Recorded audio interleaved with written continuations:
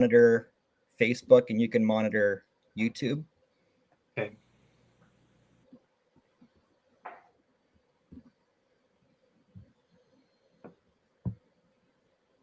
I don't see us live yet on YouTube. Yeah, give it a second.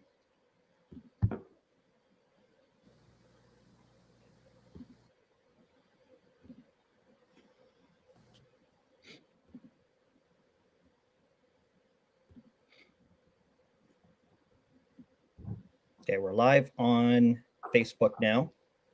And we're live on YouTube. All right. Well, I think there's a bit of a delay.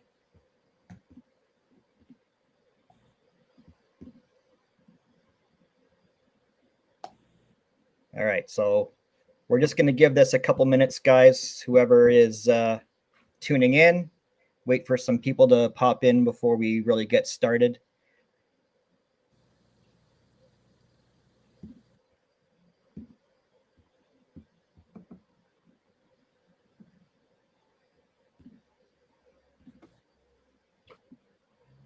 And then we'll just edit this later. Jordan, you can share it on your social media, but we'll crop out this intro part where we'll I just shared the live also. Yeah, cool. I'll put the full one on the Facebook page. All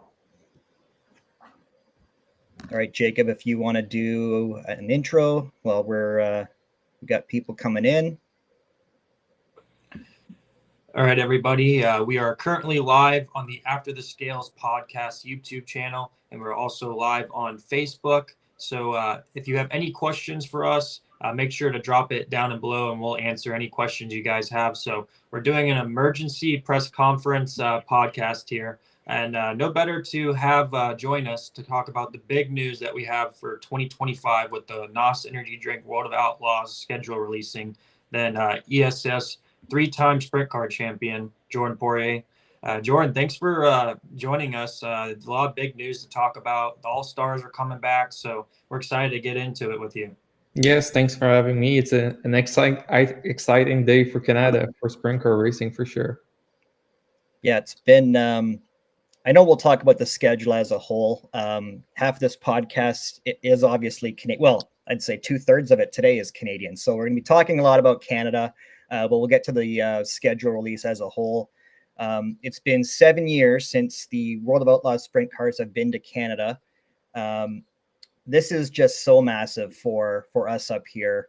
I was starting to wonder if it would ever happen personally. Jordan, I know you're not a full-time regular at Ohsweken, but you do race at Ohsweken quite a bit. Obviously for the Canadian Nationals every year. And then if there's an off weekend, with ESS, you're at Ohsweken, and then Cornwall is up close to you in your home. What does this mean for you, a guy who, you've obviously grown up, you're racing in Canada, and you just got a 410, so you've been dabbling in that a little bit the last couple of years. What does this mean to you personally?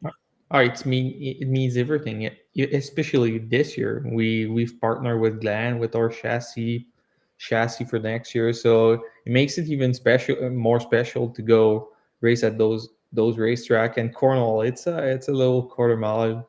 I've run there for the last 10 years, so it feels like home to have Cornwall on the schedule. I cannot wait to see.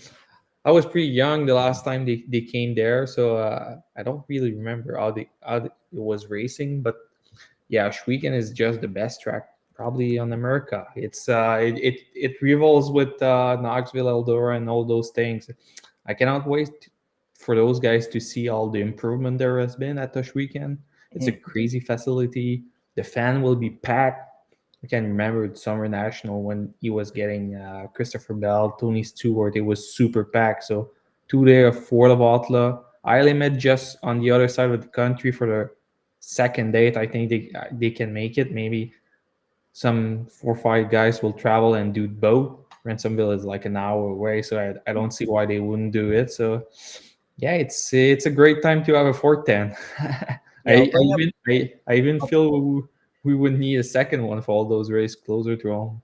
Yeah, so what Jordan was talking about, when you combine the announcement with Ohsweken and Cornwall with the high limit schedule that's come out, I'm going to put on, so this is the middle of May. and this is thanks to Master Gassers Online. So starting with Fremont on the 14th, you've got 2 World of Outlaws shows at Oshweekend. That's Wednesday, Thursday. Then Friday, Saturday, High Limit is at Ransomville and Utica Rome. So you'll notice that there is an off day on the 15th for High Limit. So I'm interested to see how many guys make the trip from Fremont, kind of go the long way around and stop at Oshweekend for that show on Thursday, which I imagine would be a higher purse show anyway. We don't have any of that information yet, but I'm sure that's coming. And then guys go, 3.5 hours north to Cornwall from Utica Rome, roughly? Yeah, about that. Yeah. And then, so exciting times. It's last year there was 3 total 410 races in New York State. Now you've got 3 in Canada, 3 in New York State, because July, the World of Outlaws are going back to Weedsport. And we don't know what's going on with the All-Stars yet. So, man, at least double is what we're looking at for next year in New York and Canada. So it's very exciting for us up here. No, it's a great time. It's a great time. I think everybody's excited. My phone blew away when they made the announcement about it. So today I knew something was coming. So it was crazy to have all those people to come. But yeah, it feels good. It feels really, really good. I'm excited about this. Hopefully the weather's it's good also. But it's good. I had to bring this up. So this is 2017. This is the last time the World of Outlaws were at Oshweekend, and that's Logan Schuchart in Victory Lane 7 years ago. So I don't know. That wasn't his first win, but it would have been one of his earlier ones. That's thanks to Dale Callan from Oshweekend Speedway. He posted the last few races there. So the Craftsman World of Outlaws. It's been a long time. Yeah, Jordan, I'm curious. You're bringing up that picture there with Schuchart. There's going to be a lot of really good outlaw guys that are going to be competing against you Canadians. So amongst yourself and then your other Canadian competitors, who are some guys that you think will be able to, make some noise and try to defend like home turf there in Canada? Because you guys have some talented drivers up there too that, they're going to try their best to, try to beat Carson Macedo, Rico Abreu, Tyler Courtney, David Gravel. So, who are some guys that come to mind that you think maybe will be able to get up there with those guys? Yeah, it's no secret. I think everybody will probably put their money with Dylan's. Dylan's been kicking everybody's ass at this weekend for the last few years. He ran super. If I can remember correctly, I think he ran 5th the last time the 410 were there. He went like 21st to 5th. It was I think so. It was super good by the end. So he got more laps than everybody at that place. He got that place figured out. So I think he would be my first choice on top of the list. But you got guys like Ryan, even if Bowman find it a 410, they race there every week. Then the track will be developing. They got on tough advantage. I don't think Oshweekend guys were that powerful back then. I think in the last few years they travel a lot more. They see more racetrack.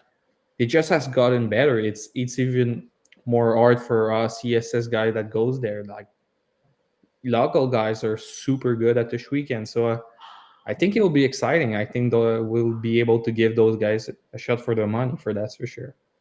Do you think long term, Jordan, that this might pave the way for guys to, ESS and SOS might someday become 410 series and not 360 series? I think it's a long shot. Probably the 360 is really, really strong in New York. It's a step in the good direction for that. That's for sure, because you get more races. Because before this year, I think I only had 3 races in a radius of 6 hours. 6 hours. The next was like 8-9 hours for me from Quebec. So it wouldn't make a financial worth it to race 410 weekly, but I think it's a step in the good direction. It's but I don't see ESS ever going 410 racing, but I think the 360 is super strong. I think it's just good for the racing, but it's good to have some 410 also. Yeah. And for an American like myself, Jordan, a lot of us know about Weekend because of how much Glenn Stiers has really promoted it down here in the States with all his sponsorships on American race car drivers. So a lot of people don't really know about Cornwall, and I know I was watching Chase Rodman earlier today, and he didn't even know what the track was. So a lot of Americans I've don't. I've never been there, and I live here, so I wouldn't be surprised if it's the smallest racetrack on the World of Atlas schedule really, next year. I would really wouldn't be surprised by that. It can be everything with Cornwall. Some week it's a small quarter-mile high bank. Some week it's rough, fast, or some week it's dry slick bottom to top. So you can have both. Last time ESS were there, it was pretty slick early in the day, and you just put a little water come feature time, and it was super fast. So I think we were up in the 9 second bracket when the last time the World of Outlaw were there. So it's a little place, that's for sure. It'll be up on the gas, and I cannot wait to see like 24 cars be racing at 410 at Cornwall. Because I test. Is it last year? I think last year I test 410 at Cornwall, and it was just, and the racetrack was in condition, that's for sure. But it was pulling, like I could feel it. So I know it will be good. I'm excited. I I know Ramon for the last few years, and he was excited about. He just hoped to have a good car count and have a full pack of stand. that's what I was going to ask you, because I don't know much about the racing scene in Quebec. Like I know that the modifieds are so huge up there. You think the car count? I mean, they wouldn't put the race there if they weren't going to get the cars. But what would you expect for a car count up there? I wouldn't be surprised. Honestly, Ash Weekend, I wouldn't be surprised with 40, 50 car even. Yeah, Like you got 25 regular, you bring 12 Outlaw guys, 10 ESS guy, and then maybe some OIU guys yeah, that you'll get make some it work. Sharon Speedway kind of guys too, I think. Yeah. So I think, and it just the way it travel, the flow of the way it travel, it just makes sense for some guy that just want to go from Utica to Cornwall also Yeah, until they go to Grandview. So I'm hopeful. Hopefully, like all week got like 30 more. I was thinking about it today. Last year when the iLimit were in New York for 2 days, they had more than 40 cars. So I don't see why with 5 good week. I think the purse will be pretty good. I've talked to Ramon, and it's almost double uh, from what we usually get from World of Atlas to start money. So I don't see why all the Ontario guys wouldn't go to Cornwall also. So no, I'm hopeful to get like 40 cars. Yeah, and I know Sean has the full schedule for the Outlaws. yeah. There's a total of 90 races. Obviously, being a racer yourself, you want to race as much as possible, especially if you're passionate about it. But I know a lot of people are saying, maybe 90 races is a little bit too much. There's 21 states on there, and then now 2 different countries with America and Canada being added. Do you think that 90 races is pretty good for a World of Outlaws schedule? Should there be more? Should be there less? I'm curious to hear from you, Jordan. I think it's good. I think it's good because you'll lose like 10, 20 race probably just because of weather. So you need to Right. have all those 90 races to make it worth it. If I was just for me, I would race 125 times a year if I could, if I had the money for it. But I think those guys win their life doing that, so they need to make it worth it. I knew I don't I don't know if it was like 4 or 5 years ago. Those guys are paid more on what they win. So if they don't race, they don't get paid. So to keep them on the road, you need to race. There's no other way to do it. I think they got wealthy enough owners to be able to do that. So I think it's good, and I think the schedule get fairly good. They mix and match with I limit a lot, so I think it's good. Before this announcement came out this week, I may have leaked it to you a couple days ago when I found out, but um, uh, did you have any kind of bigger crown jewel 410 races in mind for this year, or what were you kind of planning on doing? I wasn't planning on anything. It's hard. We're still in December. The SS didn't release any schedule. I've only ran like 7 410 show in all my life. I don't foresee myself going to Knoxville and expect to qualify just the first time. I think we need to baby step our engine program, get it running. We've been to Bridgeport the last race of the year just to see like a fast racetrack, what we can do, brand new car also. So no, I think it's baby step. We need to run a few races here and there and see. We're working with Parker a lot on our engine program to get better. I think our issue now it's been we haven't been able to time trial really good with those guys. So I think they got top notch equipment, so it's hard to be competitive against them. But maybe in a few years we'll be able to do some more 410 races. Yeah, and being down in Florida here myself, I mean, High Limit has kind of shifted away from coming to southern states in general. I mean, we used to have East Bay and that closed down, so we really only get to see the Outlaws come, from February to the beginning of March. So I really appreciate the Outlaws, sticking to, coming down here and starting off their season there. And then with the High Limit, kind of shifting away from us, I got pretty excited, seeing that, the Canada dates got added and they're going to experience that up there for you guys. Just talk about, the regional healthiness of the sport. Obviously, there's a lot of other regional, like other schedules coming out with Power Eye, and then now the All Stars are coming back. That's really big news for a lot of Ohio guys, Pennsylvania, Midwest, Northeast. Just talk about these other series that are stepping up, trying to give other drivers a place to race outside of the Outlaws and High Limit. Yeah, I think it'll be hard to compete with the Power. What they came out last night or the day before. It's a big point fund, a lot of incentive to get people to run up the whole series. So I think they took that All Star announcement pretty seriously, and they came out swinging, and it'll be a battle to get the second tier guys. So you got a top tier that wants to go either Alta or High Limit, and you got a second tier that now it's either IRA, Power Eye, All Star, and Fast in Ohio. So I think in that geographic position, it'll be a battle. So I cannot wait. Hopefully the All Stars come to New York. So it was a nice little series, a little bit easier to qualify, easier to race. So I think for all New York guys, we all feel like we can battle even more with those guys. So hopefully they come to New York for a few races and we can do even more for them this year.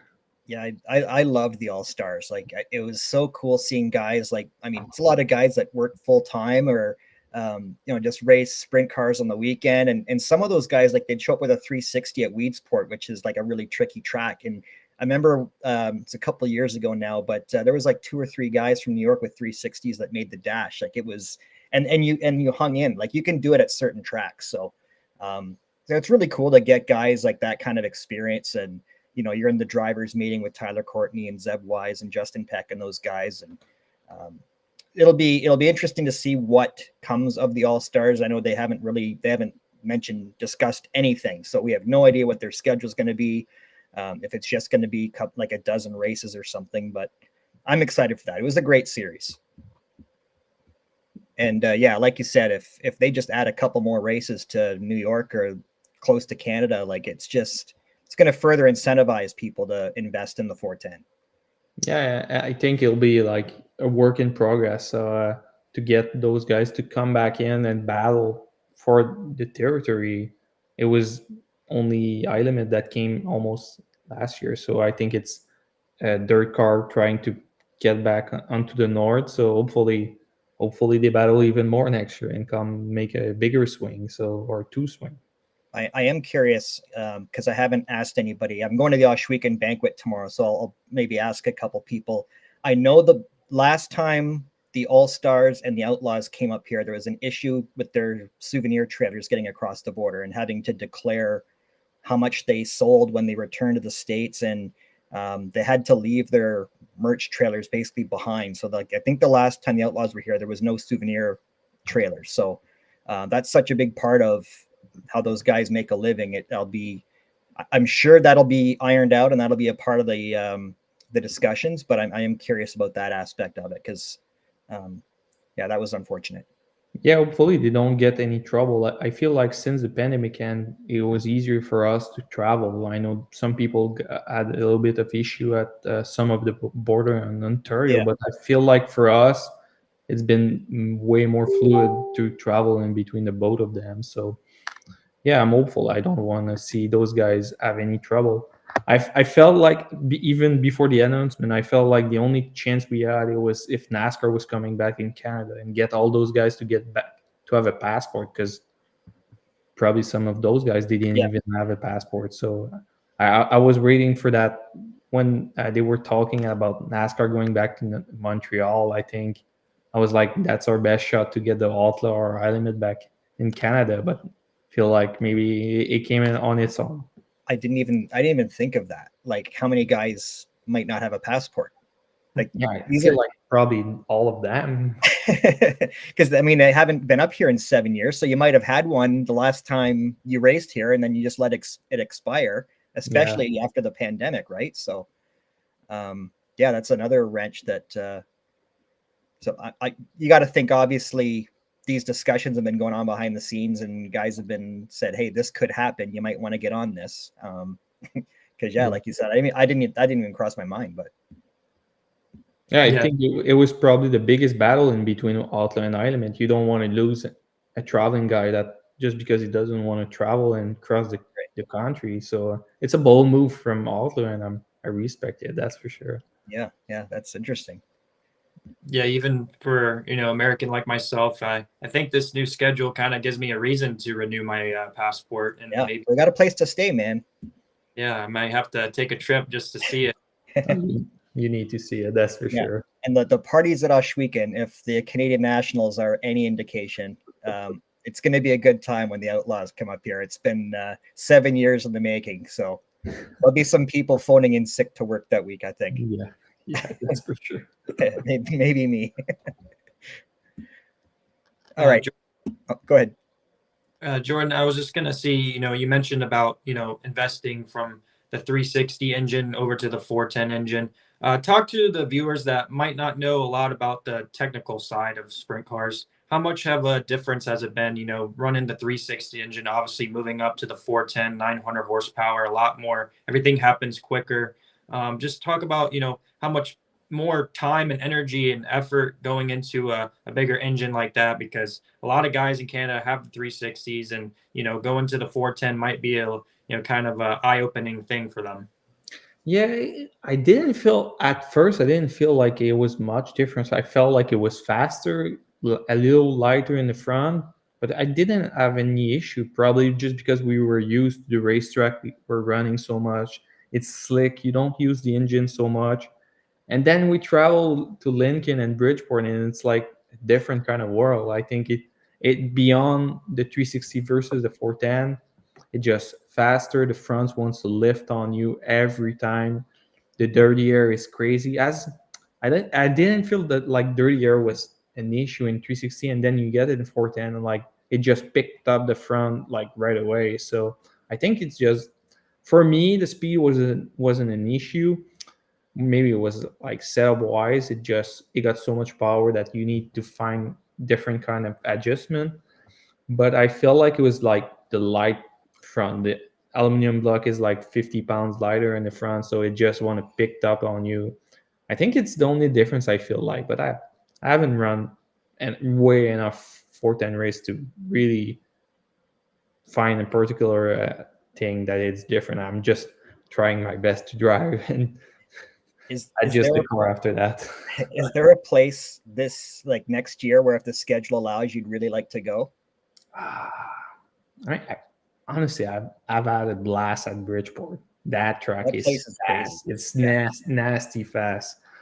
it's just a nice place. I feel like I've been fortunate enough to travel. Like last year, we went to Leonardville.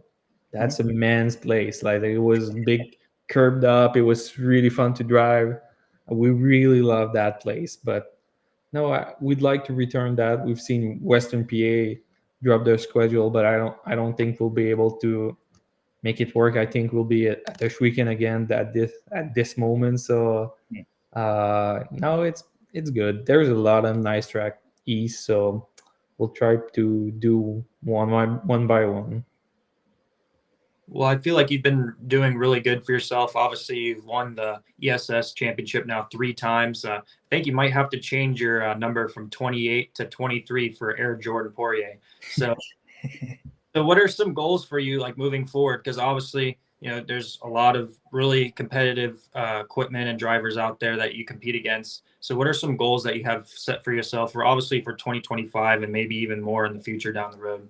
I think our goal for next year will be to win the championship with ESS. I think we'll be back. I don't see why we wouldn't be back. It's always we always start the season with that goal, and then we fine tune right there. I'd really like to win a 410 races. That's for sure. We came close to last year at Leonardville when we finished second behind Flick. I think it's our 2 goal. Just win more races. I feel like we've been consistent. We had an issue. We had a brand new car this year, and we really didn't like it, and just lost half our season working on it. So hopefully we can just win more races, be more. I want to say be more consistent, but that's the only thing we had this year. But just win more races. That's why we do it. We travel up and down the road just to try to go win races. Jake Hadley wants to know in our Facebook comments here, wants to know what kind of beer you like. So if you win a 410 race at Oshweekend, what are you going to be crushing in Victory Lane? Oh, any beer that somebody that gives 50 me. Molson Export? What are Yeah. Any Canadian beer, that's for sure. No American beer for that. What's wrong with American beer? Come on. We got Well, the when you're up here and you have a choice. All right. Well, I don't have anything else unless you do, Jacob or Jordan, anything else, because we do want to get you on for an official episode. But this news was really exciting for us up here in Canada, especially. So we wanted to do an emergency podcast and celebrate the fact that we're going to have 410 racing in Canada next year. Yeah, thank you. Yeah, and it doesn't matter what anybody says on social media or anything. I think sprint cars are in a healthy place. A lot of new series, a lot of money, a lot of sponsors, a lot of money pouring into the sport. I know on the late model side, there's a lot of regional things shutting down, getting rid of. So that's obviously a good thing for the sprints that they're, still caring about the regional guys and not just, trying to make it like a NASCAR. So definitely excited for you guys up in the Northeast, and definitely excited to, get to a lot of races this year. All right. So we thank everyone who tuned in to watch. We will edit this and crop this out so we can just post it later on for, you can watch it at any time on our social media channels. But for now, thanks for tuning in. And thanks again for Jordan for coming on last minute. And